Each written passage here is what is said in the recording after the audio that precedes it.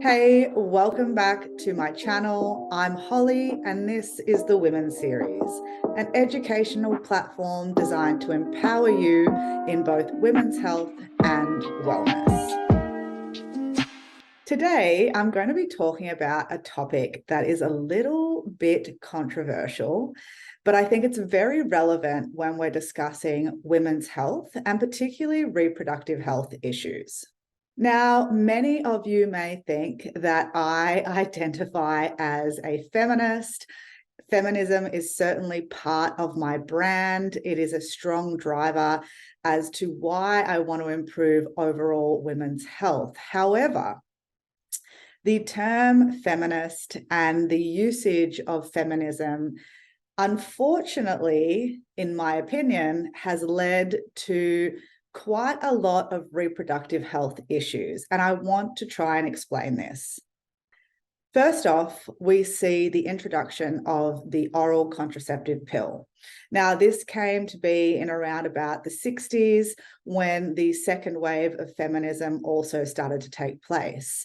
And it piggybacked and supported the idea that women could go into the workforce, not worry about their menstrual cycles, not have to worry about bleeding and all the irritability that came with a unhealthy menstrual cycle.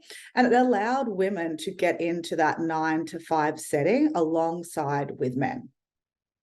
Much of the career paths that were forged from the 60s, 70s, and 80s were certainly supported by the usage of the oral contraceptive pill. The other thing that the oral contraceptive pill piggybacks off is this idea that women can now have liberating and casual sex without the worry of pregnancy.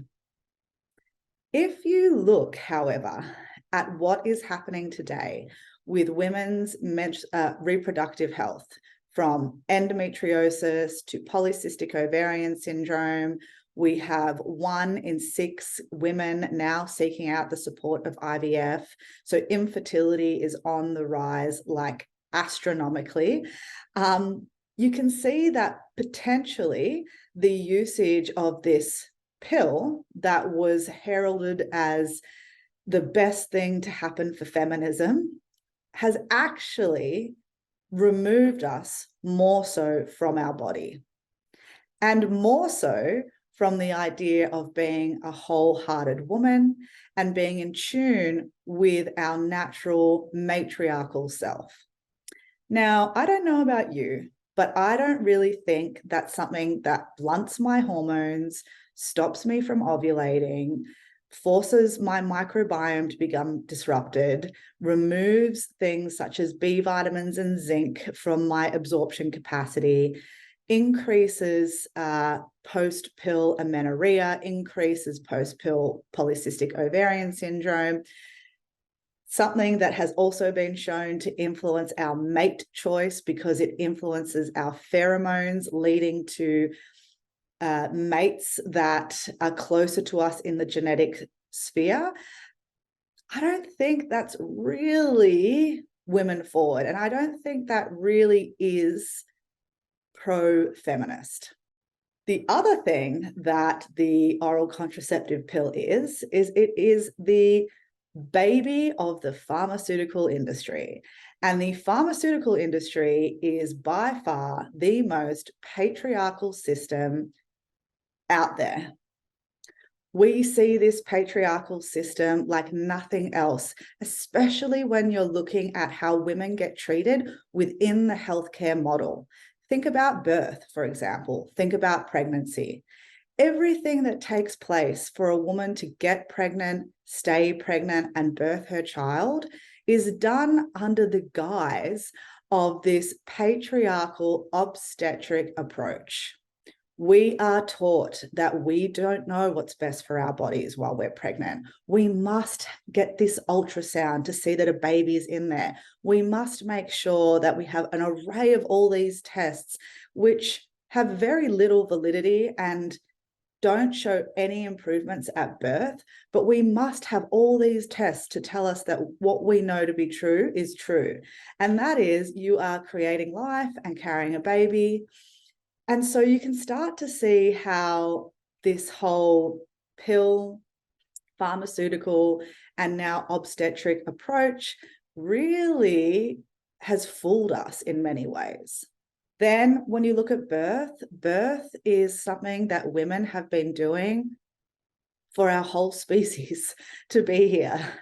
And so since the early 1900s, when patriarchal systems decided to take over the birthing arena and move midwifery away, midwifery means for woman, move midwives out of the room and bring male doctors in, this is when we start to see this incredible encroachment on what should be a very matriarchal feminist experience to have.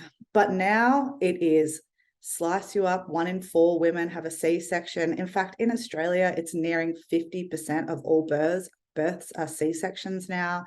We see escalation of intervention from inductions taking place, cervical balloons taking place, rupturing the membranes taking place, when really there's no need for a lot of that. And this is all built on the backbone that women don't trust our bodies, that we don't know what's right for us. And I would argue that that is as far from feminism as possible. So if you're passionate about women's health, if you're passionate about feminism, if you're passionate about women in general, I urge you to really reconsider your experience within the Western medical system. Are you on contraception at the moment? And if so, why?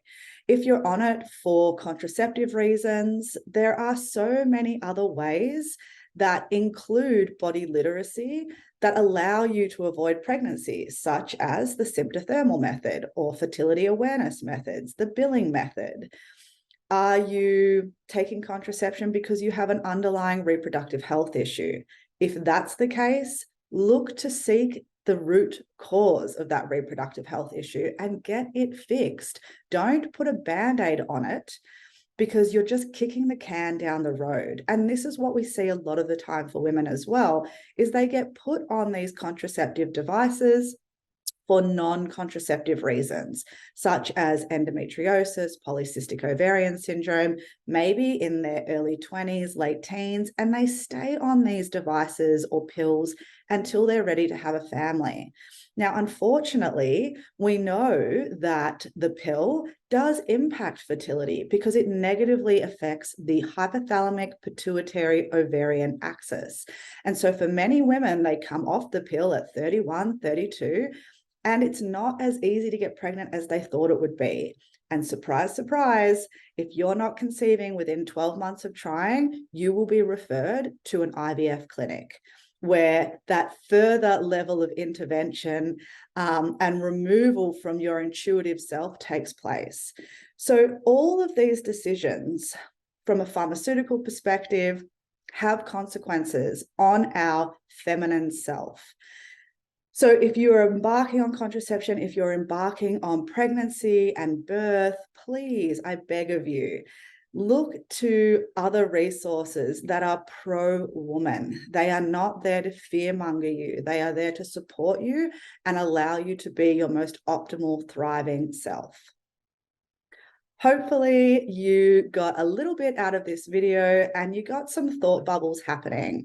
I know it's a bit of a controversial topic, but I do really believe that we've been conned when it comes to contraception, pregnancy, and birth, and especially in the sense that we've been told it is pro-woman. But what we can see is that it is not pro-woman. It is all about substituting and diminishing our natural hormones, our natural menstrual cycle, and the natural process of pregnancy and birth.